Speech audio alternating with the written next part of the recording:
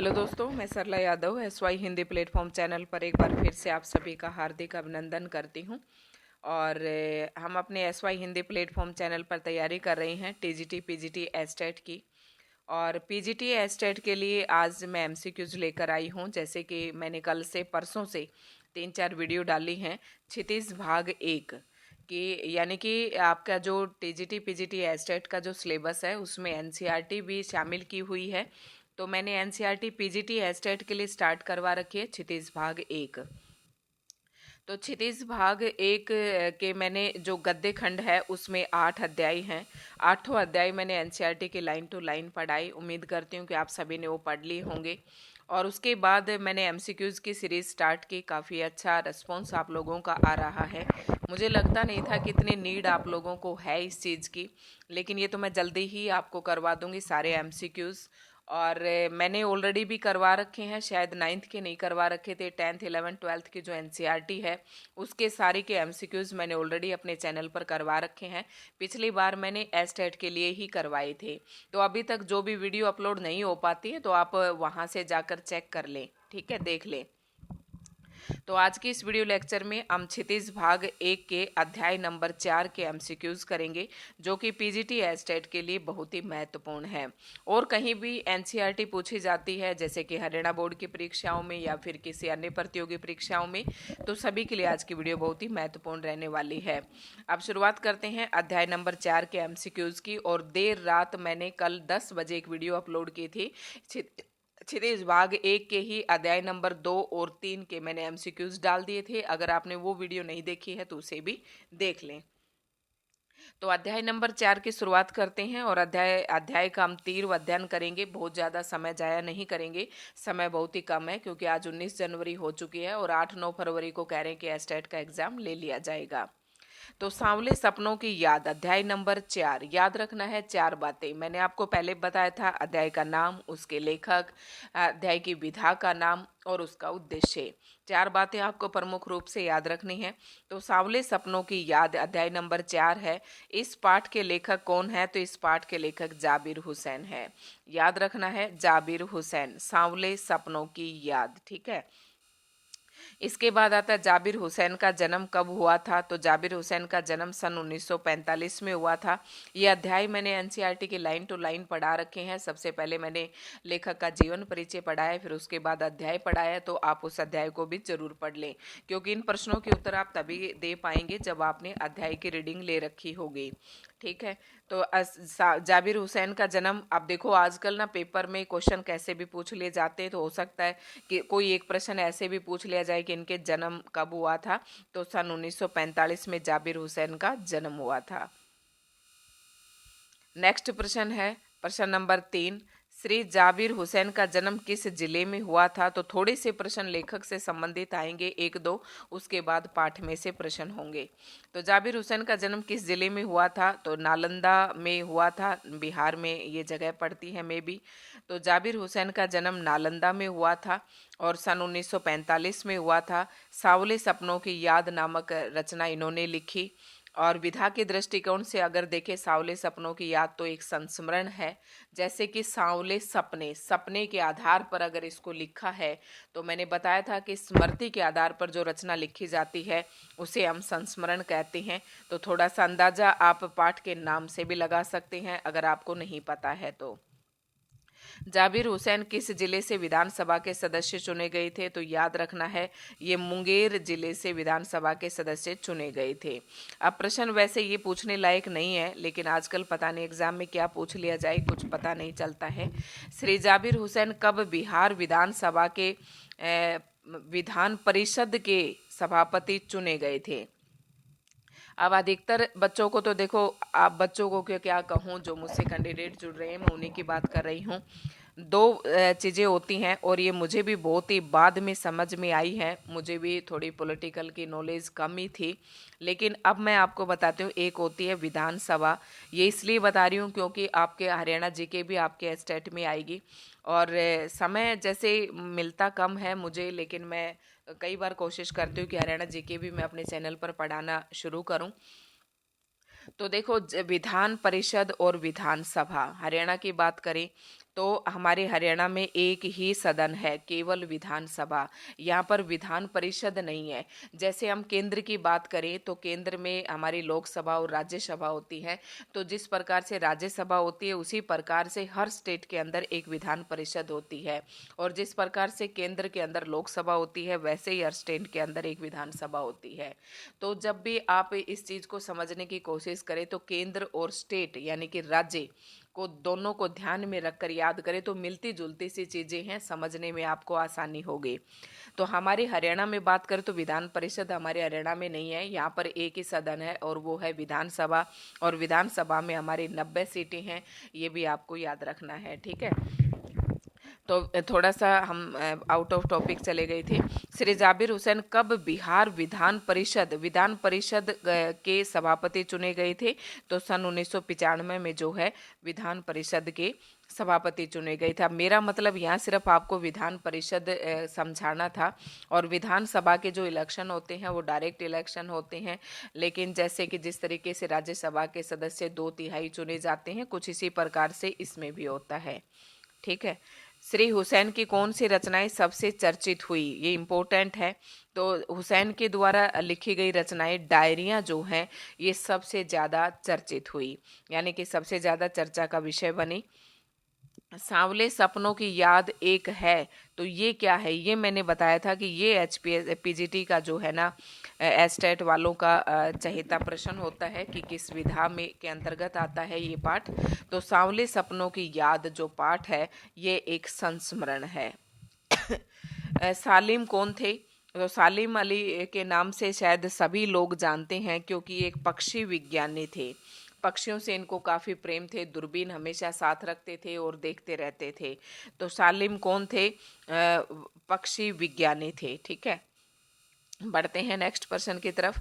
लेखक ने सालिम अली के इस सफ़र को तमाम सफ़रों से भिन्न क्यों बताया है? क्योंकि ये जो सफ़र था ये तनावहीन था। ये तो पाठ में से ही है, ठीक है। इस तरीके के प्रश्न थोड़े कम पूछे जाते हैं। और श्री कृष्ण ने रास लीला कहाँ रचाई थी? तो ये आप सभी को पता है कि श्री कृष्ण ने रास लीला जो है वृंदावन में रचाई थी, मथुरा में नहीं रचाई थी। कहीं आप मथुरा टिक कर दें। तो श्री कृष्ण ने रास लीला वृंदावन में रचाई थी। इस पाठ के अकॉर्डिंग आपको बताना है। श्री कृष्ण ने अपनी शरारतों का निशाना किसे बनाया था? तो ये सभी को पता है कि गोपियों को अपनी शरारतों का वो निशाना बनाते थे। कभी जब गोपियां गंगा में स्नान करती थी तो कहीं उनके कपड़े चुरा लेते थे, है ना। श्री कृष्ण ने किस अंदाज में बांसुरी बजाई थी? तो श्री कृष्ण ने किस अंदाज में दिल की धड़कनों को तेज करने वाले अंदाज में श्री कृष्ण ने बांसुरी बजाई थी? इस हिसाब से हमारा ऑप्शन ए सही हो जाएगा। मैं सारे ऑप्शन नहीं पढ़ रही हूँ क्योंकि आपके पास समय बहुत ही कम है, मैं नहीं चाहती कि आपका समय जाया हो, ठीक है। श्री कृष्ण ने किस अंदाज में बांसुरी बजाई? तो धड़कनों को तेज करने वाले अंदाज में बांसुरी बजाई। प्रश्न नंबर 13 है, आज वृंदावन की कौन सी वस्तु श्री कृष्ण से संबंधित घटनाओं का स्मरण दिला देती है? तो कौन सी है? जो नदी का सांवला पानी है ना, वो। आज वृंदावन की कौन सी वस्तु श्री कृष्ण से संबंधित घटनाओं का स्मरण दिला देती है? तो नदी का सांवला पानी, ठीक है। जमुना नदी के किनारे बंसी बजाते थे, तो नदी का जो सांवला पानी है वो श्री कृष्ण से संबंधित घटनाओं की याद दिला देती है। अगला प्रश्न है प्रश्न नंबर 14। लेखक ने सालिम अली के शरीर की कमजोरी का क्या कारण बताया था? वो काफ़ी कमज़ोर हो चुके थे अंत में, अपने जीवन यात्रा के अंतिम क्षणों में। तो उनकी लंबी लंबी जो यात्राएं थी ना, इन्हीं के कारण उनका जो शरीर है वो काफ़ी कमज़ोर हो गया था। नेक्स्ट प्रश्न है, लेखक ने सालिम अली की मौत का कारण किस बीमारी को बताया था? इम्पोर्टेंट प्रश्न है क्योंकि पाठ में से पूछा जाता है। तो देखने को तो हैजा, तपेदिक, मलेरिया, कैंसर, लेकिन सालिम अली की मौत का कारण लेखक ने कैंसर बताया है। बढ़ते हैं नेक्स्ट प्रश्न की तरफ। मौत अंतिम समय तक सालिम अली की क्या चीज़ छीनने में सफल नहीं हो सकी थी? तो उनकी आंखों की रोशनी छीनने में सफल नहीं हो सकी थी। जैसे कि आप सभी जानते हैं कि बुढ़ापे तक आते आते आंखों की रोशनी कमज़ोर हो जाती है, लेकिन सालिम अली की मौत अंतिम समय तक भी जो है उसकी आंखों की रोशनी नहीं छीन पाई थी। नेक्स्ट प्रश्न है प्रश्न नंबर 17। सालिम अली का जीवन किसके प्रति समर्पित था? तो इनका था पक्षियों की हिफाजत के प्रति जो है इनका जीवन समर्पित था। ये पक्षियों से काफ़ी प्रेम करते थे, पक्षियों की हिफाजत भी करते थे। लेखक ने सालिम अली को क्या कहा है? तो वर्ड वाचर कहा है। वेरी मोस्ट इंपॉर्टेंट प्रश्न है ये। सालिम अली को क्या कहा है? बर्ड, बर्ड मीन्स पक्षी, वाचर, तो सालिम अली को वर्ड वाचर कहा जाता है। लेखक के अनुसार सालिम अली किन लोगों में से थे? तो प्रकृति को अपने प्रभाव से प्रभावित करने वाले व्यक्ति थे, प्रकृति के चित्र अंकित करने में लीन रहने वाले, प्रकृति की दुनिया में रमे रहने वाले, प्रकृति के प्रभाव में अपने आप को खो देने वाले। तो ऑप्शन ए इसका राइट आंसर हो जाएगा। प्रकृति को अपने प्रभाव से प्रभावित करते थे वो। ठीक है।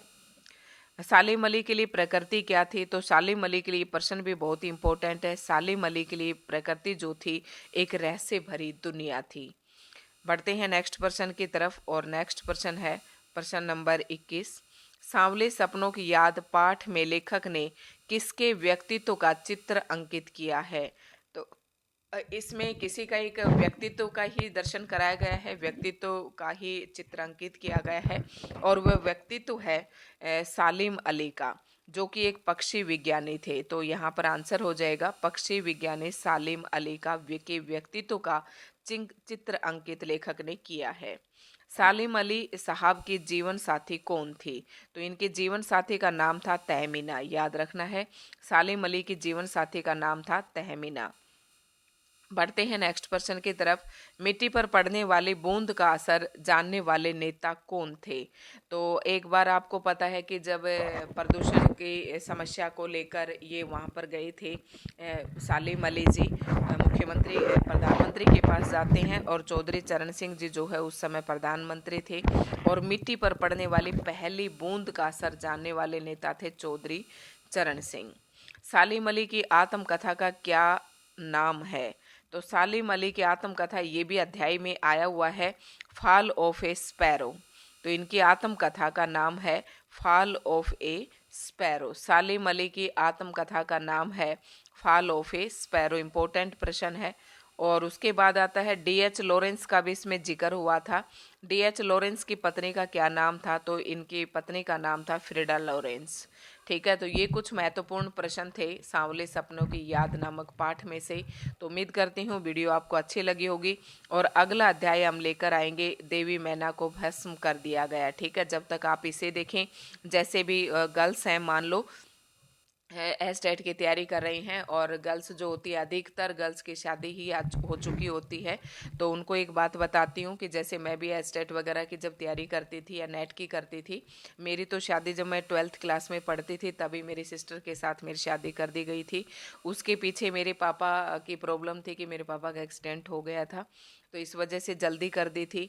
तो +2 के बाद आप सोच सकते हो आज मेरे पास नेट एमफिल तक है, पीएचडी के लिए मैंने एडमिशन लिया, लेकिन अभी मैं उसे कंटिन्यू नहीं रखना चाहती, आगे की देखी जाएगी। तो आप ये सोच सकते हैं कि यहाँ तक की पढ़ाई जब मैंने की है तो आप लोगों के लिए भी ये बात मैं इसलिए बता रही हूँ, हो सकता है किसी को इस चीज़ से प्रेरणा मिले।